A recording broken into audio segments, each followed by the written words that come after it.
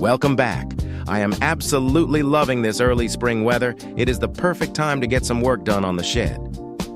For the siding, I am using T111 pressure-treated plywood.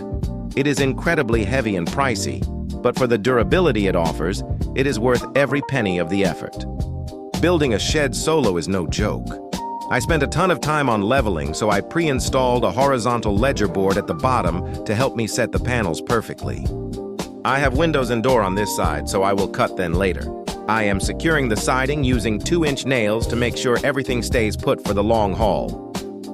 Now for the rafters. While this design is rock solid, cutting all these angles was such a time sink. It is honestly a bit overkill, and I definitely won't use this structure for my next roof. Installing the hurricane ties first really helps me secure and align the rafters before I fix them in place.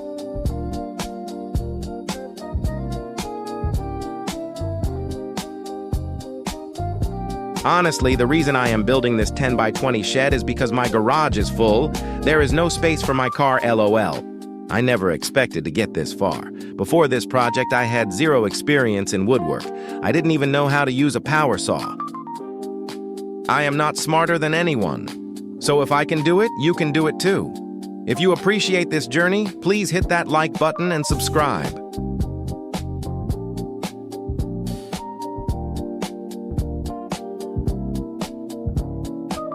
Every cut and every nail has been a learning curve. I don't think I'm a fast learner. I just decided to start. It has been a lot of trial and error, but that is how you learn.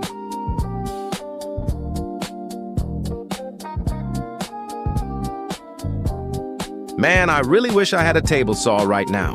Without one, I have to keep flipping these heavy panels back and forth just to make a single cut. It is a workout.